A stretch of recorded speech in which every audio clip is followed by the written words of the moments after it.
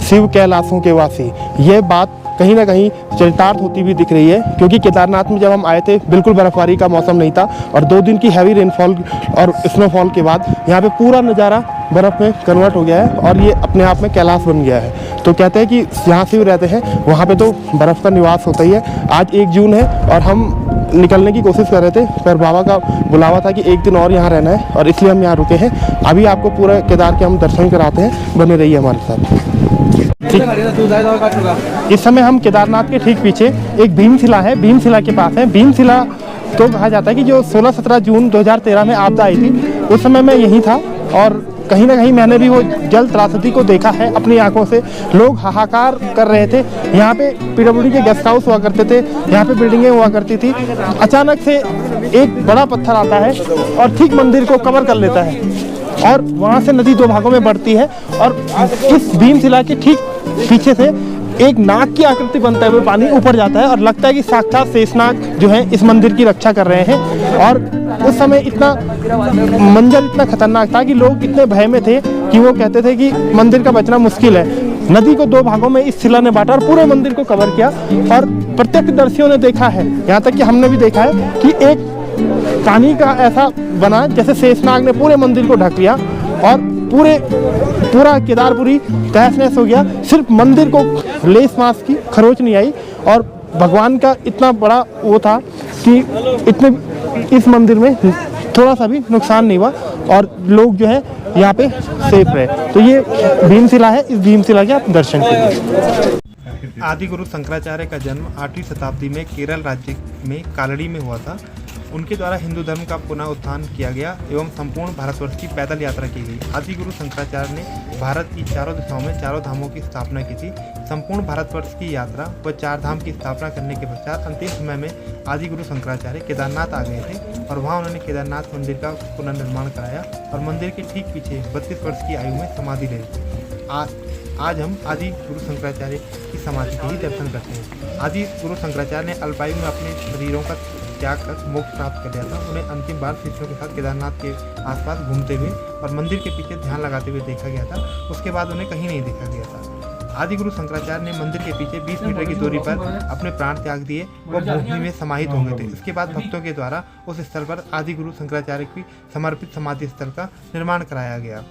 एक शोध में यह बात भी सामने आई कि 13वीं सदी से लेकर 7वीं सदी तक केदारनाथ का यह पूरा क्षेत्र बर्फ में दब गया था। उस समय केदारनाथ मंदिर व आदि गुरु शंकराचार्य का समाधि स्थल भी 400 वर्षों तक बर्फ में दबा रहा। उसके बाद 7वीं शताब्दी में जब बर्फ हटी तब मंदिर व समाधि स्थल पुनः देखने में आए थे। इसे केदारनाथ का एक चमत्कार ही कहते हैं। वर्ष 2013 में केदारनाथ में आई भीषण जल प्रलय के बारे में कौन नहीं जानता है। उस प्राकृतिक आपदा में लगभग 10,000 से ज़्यादा लोगों की मृत्यु हो गई थी। इस कारण मंदिर में बहुत ज़्यादा नुकसान हुआ था। उस समय भी ये समाधि यहाँ पे दिखी थी। ठीक पीछे शंकराचार्य की समाधि स्थल है। पहले केदारनाथ से लगा हुआ शंकराचार्य जी का मंदिर हुआ करता था, वहाँ पे उनकी दंडिका रखी होती थी। परंतु जो 2013 में 16-17 जून को आपदा आई थी उसमें वो मंदिर और वो दंडिका बह गई थी। उसके बाद यहाँ पे शंकराचार्य की स्थापना की गई है और ये नेहरू पर्वतारोहण संस्थान और वुडस्टोन कंस्ट्रक्शन कंपनी और पीडब्ल्यूडी के संयुक्त उससे प्रयास से यहाँ पे ये मूर्ति ग्रेफाइट की लगाई है।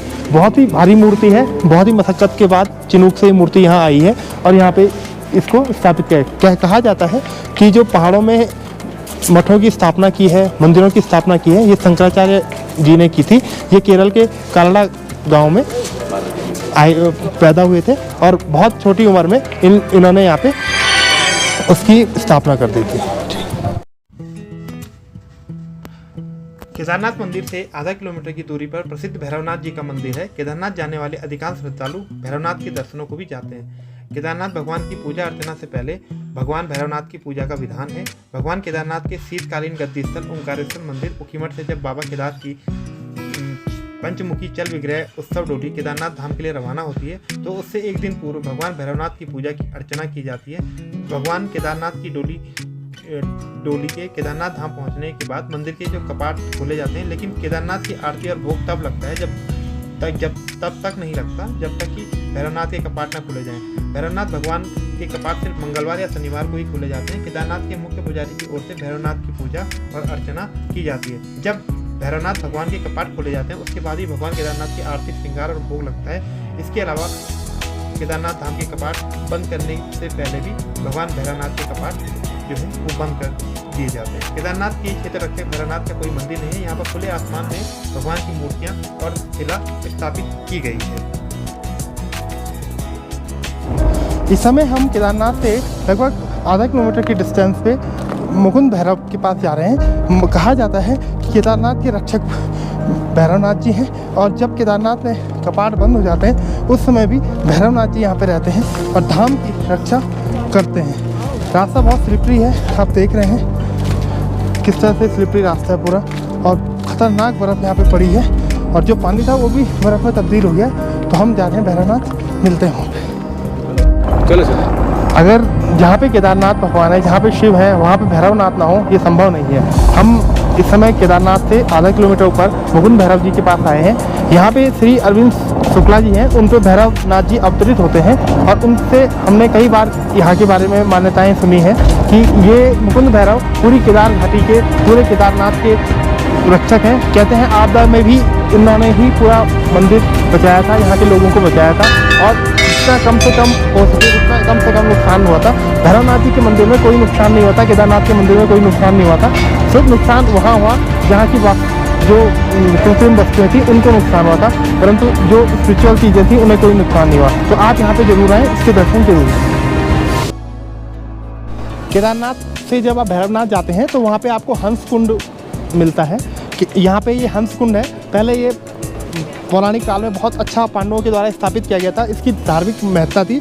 अब थोड़ा रिनोवेट किया है क्योंकि कुंड को बनाया। ठंड का अंदाज़ा आप इससे लगा सकते हैं कि पूरे पानी में बर्फ़ जमी हुई है। ये यहाँ पे है, एक पूरा पानी जो है यहाँ पे जमा हुआ रात में जम जाता है। और बहुत मान्यता है केदारनाथ में अन्य कुंड भी हैं, इसमें रेतस कुंड है, उदक कुंड है और हंस कुंड है। बाकी जो 2 कुंड थे अमृत कुंड में थे, ये कहते हैं कि आपदा में 2 कुंड पूरी तरह से नष्ट हो गए हैं। बाकी ये हंस कुंड यहाँ पे है और अब इसको प्रशासन के द्वारा संवारा जा रहा है, इसका पुनरुद्धार किया जा रहा है। केदारनाथ में जो कुंड है वो कहते हैं कि शिव की जटाओं से जो पानी निकलता है, गंगा निकलती है, उसका पानी है। और कहते हैं यहाँ पे रेतस कुंड है, ये पहले बहुत भव्य रूप में हुआ करता था और 2013 की आपदा के बाद ये कुंड अपने विस्तृत जो रूप था उससे थोड़ा विकृत हो गए हैं।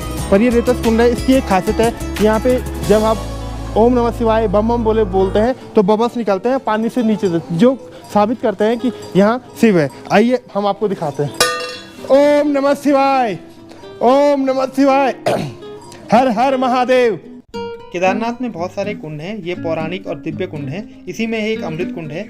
जब केदारनाथ जो अंदर शिवलिंग है, जो गर्भगृह में जो शिवलिंग है, उसका जो जल आता है बाहर, वो इस अमृत कुंड में जमा होता है और ये बहुत ही पौराणिक और दिव्य है।